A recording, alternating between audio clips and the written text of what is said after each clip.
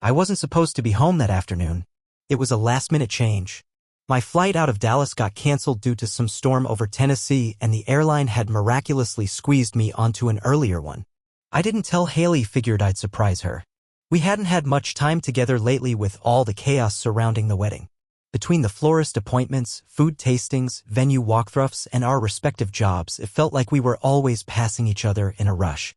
So the idea of coming home early, grabbing her favorite Thai takeout, and watching an old rom-com on the couch? That sounded perfect.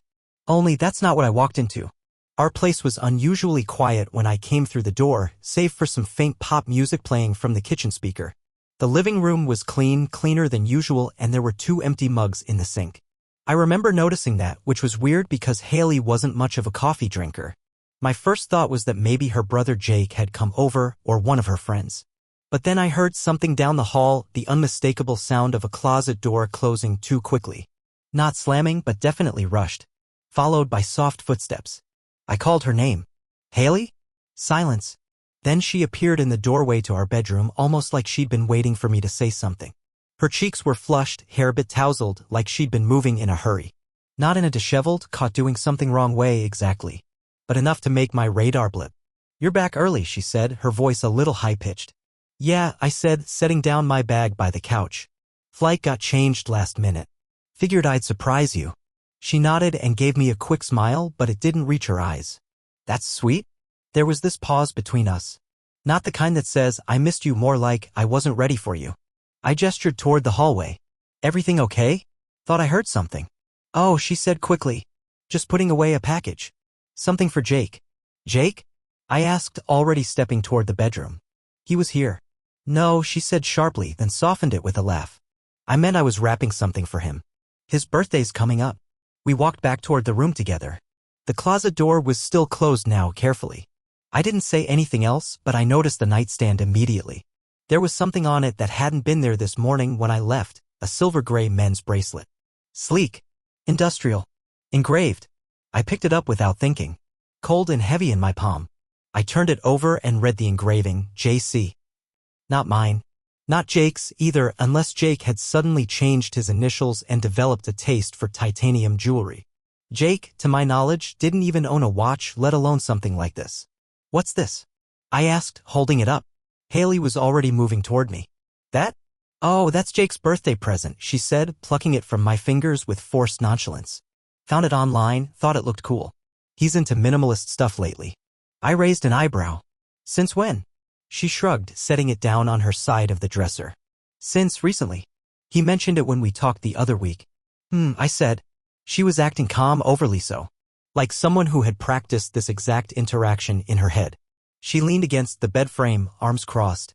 Do you not like it? No, it's nice. Just, didn't realize Jake was into bracelets. People change, she said, then looked away. Anyway, it's not a big deal. I nodded, but something about the whole thing stayed with me. The tension in her shoulders. The way she grabbed it so quickly. The exactness of her tone. It wasn't defensive, not overtly, but she was steering the moment, pushing it into a box and taping it shut. I didn't open that closet. I didn't ask any more questions. I wish I had. Instead, I told myself to let it go. I was tired. The trip had been long, the week had been longer, and the last thing I wanted was to start a pointless fight over a bracelet. Especially this close to the wedding. So I gave her a kiss on the cheek, said I was going to grab a shower, and told myself it didn't matter. Later, we ate dinner on the couch. She showed me some pictures of potential centerpiece arrangements, asking if I preferred the white lilies or the blush roses. I pointed to the lilies and she nodded absently, scrolling through her phone. Her face was serene again, composed, exactly the Haley I knew. Or thought I knew. But my mind was still on the bracelet. JC, I kept turning those initials over in my head like a riddle. None of her close friends had those initials. No one on her side of the wedding party. Definitely not Jake. I told myself I was being paranoid. That I was probably reading too much into something harmless. But paranoia, I've since learned, has a funny way of feeling a lot like instinct. That night, as I brushed my teeth, I peeked into the bedroom. Haley was already in bed, her back to me. The bracelet was no longer on the nightstand. I don't know why that small detail stuck with me so much, but it did. She could have moved it. Maybe she wrapped it and stuck it back in the closet. Maybe she was just being tidy. Maybe. But I stood there a little longer than I probably should have, just watching her, wondering why the air between us felt heavier than usual.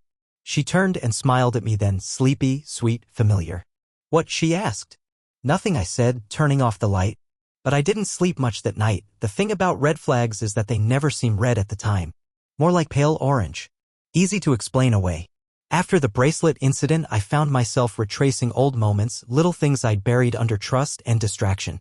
They didn't seem like much before. But once doubt crept in, they started sticking out like push pins on a map I didn't want to look at.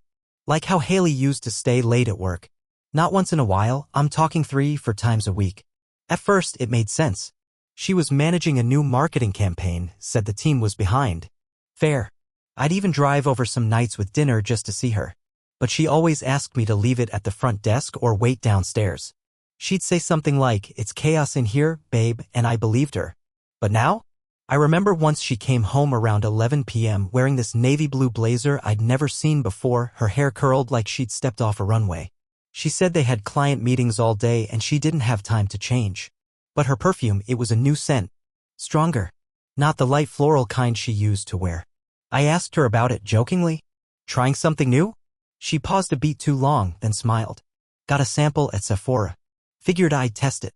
That memory didn't bother me at the time. Not really. But after the bracelet, I started replaying it differently. I started noticing how often she changed passwords. How her phone never left her side even in the shower. How she used to text freely around me but lately always turned her screen just slightly away. Then there was her laptop. I used to borrow it sometimes when mine was updating, but one day, maybe 3 months before the wedding, I opened it to look something up and found it locked. I asked her for the password and she froze visibly. Why do you need it? She asked. I just wanted to check our registry link. Mine's updating. She nodded, tapped it open herself, and handed it to me already on the website. And just like that, my access had boundaries. Still, I didn't push. I told myself people deserve privacy. That trust meant not asking every time something felt off. But if I'm being honest, I think a part of me was afraid to know. Then there was the reunion. Her 10-year high school reunion was in March, 2 months before our wedding. She wasn't sure she wanted to go at first, said it might be awkward. But eventually, she came around, especially after finding out an old friend of hers, Jordan, would be there. We were like twins back in the day, she told me. He's hilarious, you'll love him. Jordan. That name rings louder now than it ever did back then. We showed up at the venue, this converted barn with string lights and a live band. Everyone looked slightly older, slightly uncomfortable. The kind of crowd that drinks fast to hide how weird reunions are. Haley knew people everywhere, hugged them, laughed, caught up on memories. I hung near the snack table, tried to keep up. But the moment that sticks with me, the one that rewrote itself in my memory after the bracelet incident, was how she introduced me. This is Evan, she said once, turning to a group of 3 guys I didn't recognize. We used to work together. Used to work together. I blinked. She didn't correct it. Didn't say fiancé. Didn't mention the wedding. Just let the lie sit there, casual as could be. I remember laughing awkwardly and shaking hands with one of them, thinking I must have misheard her. On the drive home, I brought it up carefully. Did you really tell those guys we used to work together? She chuckled. Oh, that? I didn't even think about it. It was so loud in there. You know how those things go. I nodded. But I didn't believe her. I also didn't say anything else. That was my pattern. Things would feel off, I'd register it, even question it out loud, but I never followed through. I kept giving her outs. And she kept taking them. There was another moment, maybe the most telling one, that I pushed so far down I almost forgot. About a year before the wedding, I caught a glimpse of her messaging someone late at night. Nothing dramatic. We were in bed, lights off, and her phone lit up her face as she typed fast, grinning to herself. Who's that? I asked, half asleep. Nina, she said. The screen dimmed quickly. But when I saw Nina a few weeks later, I asked her how her birthday had gone. A detail Haley had supposedly mentioned during that late-night chat, and Nina blinked at me. Birthday? Mine's not until August. That was January. Again, I let it go. Told myself I probably mixed something up. Looking back now, I think I didn't want to believe it could happen to me. You always hear about these stories, the ones where the guy's totally blindsided. But it's different when it's you. When it's the woman you were about to promise forever to. When everyone around you keeps saying how lucky you are. How beautiful she is. How perfect you two seem. I started thinking about the first time we met. How I was the one who chased her. How she was hesitant. "I'm not good at long-term," she'd said with a laugh that sounded like a warning. I thought I'd be the exception. There's a kind of denial that feels like love. It's this blindfold you tie yourself with because it feels safer than facing what's underneath. That was me, wrapped in optimism, ignoring the unraveling threads. The bracelet was the tipping point, but it wasn't the beginning. The signs had been there for months, maybe longer. The late nights, the quiet phone calls, the way she'd pull away when I'd reach for her hand during certain moments. Like part of her had already left the relationship but hadn't told me yet. That night, after brushing my teeth and pretending to fall asleep beside her, I laid awake staring at the ceiling. My heart felt heavy, not with certainty, but with suspicion. Like a tight knot I couldn't loosen. I didn't want to be that guy, the paranoid one, the one who checked phones or followed his fiancée around. I still had this hope, this desperate belief that it would all turn out to be nothing. That the bracelet really was for Jake. That the off moments were stress. That the late nights were real. But deep down I knew. And once you know, really know, there's no going back. There's a difference between suspicion and certainty. Suspicion creeps in through the cracks. It nags, it whispers, it twists harmless things into maybe. But certainty? That's a sledgehammer. It doesn't whisper. It doesn't creep. It arrives loud and merciless, leaving no room for hope. My sledgehammer came in the form of a plain manila envelope. It showed up on a Monday morning, wedged into our mailbox between a Bed Bath & Beyond flyer and a save-the-date from one of Haley's cousins. No return address, just my name on the front, handwritten, all caps. At first, I assumed it was something from the photographer or the venue, some new batch of contracts or proofs. But the handwriting was shaky, unfamiliar. I carried it into the kitchen and set it on the counter while I made coffee, not thinking too much of it. Only when the kettle started hissing did I finally tear it open. Inside were photographs. I remember feeling my breath catch in my throat before my brain even processed what I was looking at. The first picture was of Haley. She was standing on a sidewalk in what looked like downtown Atlanta, right outside a modern-looking hotel with red awnings. She wore a green coat, one I'd seen before, the one she'd packed for what she said was a corporate retreat last month. Her hair was up, and she was smiling, talking to someone just outside the frame. I flipped to the next photo. There he was, the man. He had his hand on her lower back, leaning in like he was saying something private. Haley's face was angled toward him, smiling, close, way too close. The kind of body language you can't explain away with a friendship or a networking mixer. Photo after photo, Haley and the man at dinner, walking into the hotel together, standing in the lobby, kissing near the elevator. One picture showed them from behind, walking into a room together. The hotel's room number, 1427, was clearly visible.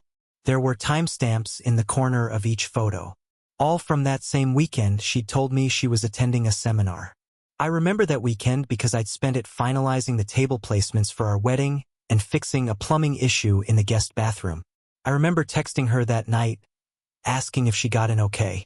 She replied, "Just checked in. Heading to the welcome dinner. Miss you already, Redheart." That message had felt sweet at the time. Now it made me feel physically ill.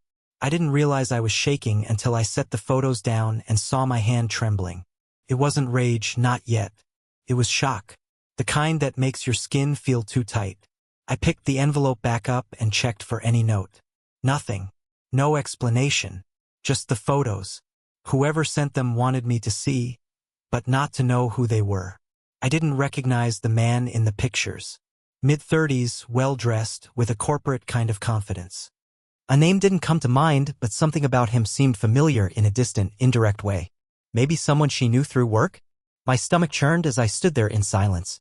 The walls of our kitchen, the same ones where we had taste-tested cake samples and picked linen colors, suddenly felt suffocating. I didn't know what to do next. My instincts clashed. Part of me wanted to confront her immediately, throw the pictures on the bed and demand answers.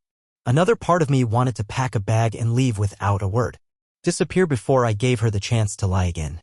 Instead, I sat down at the table and stared at the evidence in front of me. This wasn't a misunderstanding. This wasn't bad timing or a misread situation. This was her. This was my fiancé in another man's arms. In another man's hotel room. The word cheating doesn't prepare you for what it feels like when it stops being a fear and becomes a fact. It's a quiet devastation. The kind that hits in layers. First disbelief, then confusion, then grief, and finally, slowly, the rise of anger. I didn't move for a long time. At some point, Haley texted me. "Good luck with the florist. Let me know if you want me to come by later and help." I didn't reply. Instead, I opened my laptop and started canceling things. The florist appointment? Gone. The venue walkthrough scheduled for Friday? Cancelled. The registry we spent 3 weekends building? Deleted. I didn't even cry. My emotions were locked behind a wall like my body was in shock and couldn't access the feelings yet. But I kept moving. Kept clicking, typing, deleting. It gave me purpose. It made me feel like I was reclaiming something even if I didn't know what. That night, I told her I had a migraine and didn't want to talk. She said she hoped I felt better. That she'd call tomorrow. I spent the night in the living room, staring at the ceiling, trying to remember when exactly we fell apart. Not the loud, obvious moments, the quiet ones. The slips. The half-truths. The signs I didn't want to see. She didn't even flinch when she came home the next day. Kissed my cheek. Asked if I wanted to try a different suit for the wedding. Said we should do a wine tasting this weekend. It was like nothing had happened. And that was the part that broke me more than the photos, the ease with which she slipped back into our life, like the betrayal had never happened. Like the whole weekend had been a lie inside another lie and she could just fold it into the stack of other things she'd gotten away with. She didn't know I knew. And I didn't tell her. Not yet. Because the moment I confronted her, the illusion would shatter. And I needed time. Not to fix things. Not to forgive. But to figure out my exit. Because one thing was clear, I wasn't going through with this wedding. Not after that. Not after her. When people imagine a breakup, especially one triggered by betrayal, they picture fireworks, yelling, slamming doors, accusations screamed across the living room like grenades. I used to think that too. I thought if something like this ever happened to me, I'd blow up, make a scene, demand justice. But when it finally did happen, when I saw those photos of Haley wrapped in someone else's arms, my response wasn't fire. It was silence. Cold, clean, intentional silence. I didn't need answers. I didn't need apologies or explanations or the shaky, "I never meant to hurt you" monologue. She had already said everything she needed to by not saying anything at all. She'd made her choice in private, so I decided I'd leave her in silence too. No fights. No closure. Just absence. My first move was logistics. I started with the venue. Our wedding was 3 weeks away. We'd already paid the deposit, a large one, but I didn't care. I called the coordinator and told her we were calling everything off. She sounded surprised, then concerned, then deeply professional. "May I ask, is everything okay?" "Not really," I said. "But thank you." Next was the vendors. The photographer, the caterer, the DJ. I sent them all the same email. "Due to personal reasons, we're canceling the wedding. Please confirm receipt and cancellation of services." Most of them responded with sympathy. Some with invoices for cancellation fees. I paid them without hesitation. The wedding fund we'd saved, I pulled my half. The rest I left alone. I didn't want to argue over dollars. I just wanted out. Then came the hard part, disentangling our home. We'd been living together for 2 years in a modest 2-bedroom apartment near the edge of town. It wasn't anything fancy, a bit of cracked tile, an ancient dishwasher, a too small water heater, but it had been ours. I'd painted the walls. She'd picked out the throw pillows. Her scarves still hung behind the front door, draped over the coat rack like ivy. Packing was harder than I expected. Not emotionally, at least, not yet, but practically. Everything we owned was a blend. Her dishes, my glassware. My speakers, her record collection. The couch we picked out together during a weekend trip. The photos. The books. Somewhere in the middle of it, I realized I wasn't just leaving her. I was leaving the version of myself I'd become in this relationship. The guy who built a life around someone who didn't see him clearly. And I needed to go clean. So I took only what I brought into the relationship. My clothes, my tools, my desk, my bike. A few books. Nothing sentimental. I left behind the gifts she'd given me. The framed print from our first vacation. The cufflinks I wore to her cousin's wedding. Even the record we used to dance to in the kitchen. Let her have the nostalgia. Let her sit in it. The day I left, I waited until she was at work. I hired a small moving company. Told them it was a split and I needed discretion. They were efficient. Careful. They didn't ask questions and I didn't offer any. 3 hours later, I was gone. I changed the locks. The apartment was technically in my name. She'd moved in after me and I had never taken her off the lease after we got engaged. It wasn't spite, just fact. The landlord had no issue when I explained the situation and asked to reset the keys. I offered to forward her mail. He didn't ask questions either. That night, I drove to a temporary place I'd rented on the other side of town, a small furnished loft above a bookstore. It was quiet. Sparse. No memories in the walls. No pictures of a life that no longer existed. I turned off my phone. Let her wonder. She came home to a hollow space. My drawers empty. My bookshelves bare. No note. No warning. Just absence. Just echo. She tried to call. Of course she did. When I turned my phone back on the next morning, it lit up like a Christmas tree. Missed calls. Voicemails. Texts that started with confusion and quickly turned to panic. Evan? Where are you? Are you okay? What happened? Please, talk to me. I don't understand. Somewhere between message 15 and message 31, she started piecing it together. I could tell by the change in tone. If this is about something you saw or heard, please let me explain. Evan, you're scaring me. Was it the photos? Did someone send you something? I didn't reply. Not once. I logged out of our wedding website, deleted the planning app, called the travel agency and canceled our honeymoon. I didn't tell her where I was going and she never found out. Friends started reaching out. At first, it was mutual ones, people from work, some of her bridesmaids, the groomsmen, all with vague, polite concern. Hey man, just checking in. Heard the wedding's off. Everything okay? I responded to the ones I trusted. I didn't spill the story.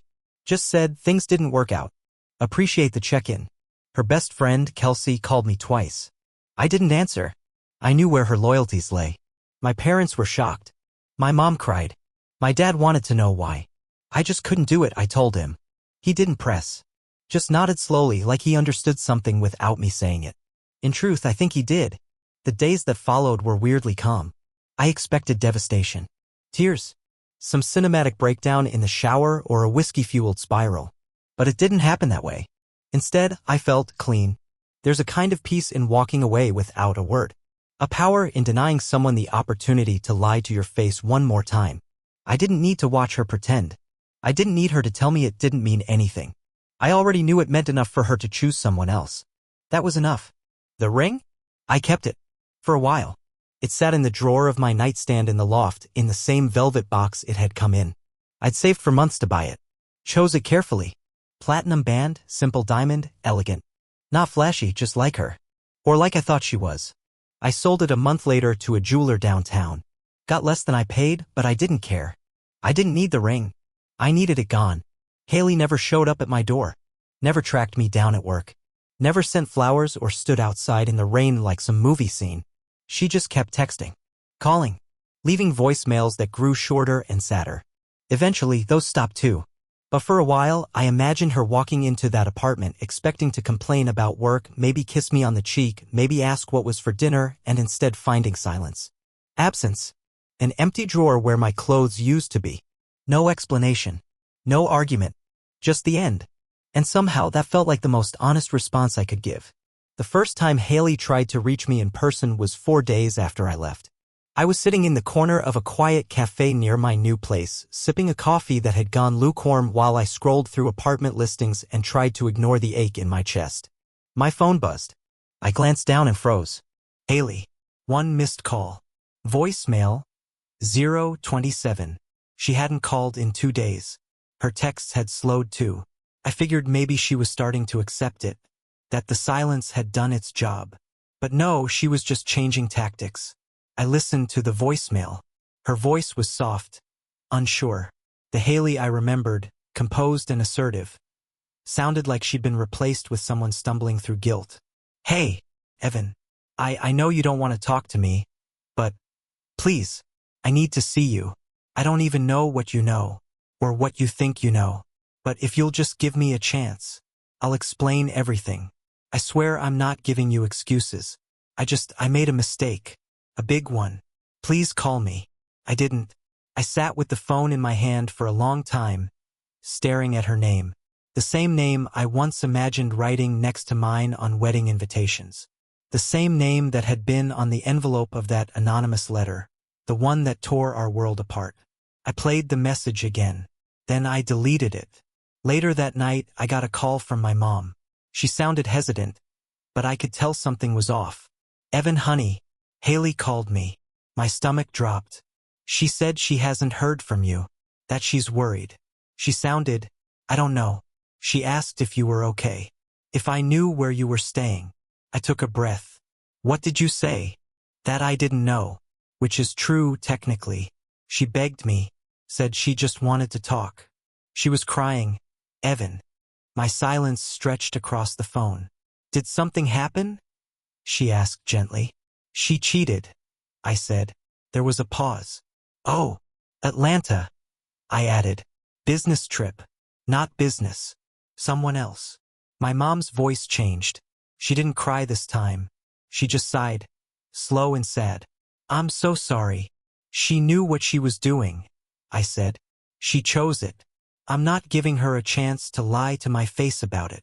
She's still trying to reach you, she whispered.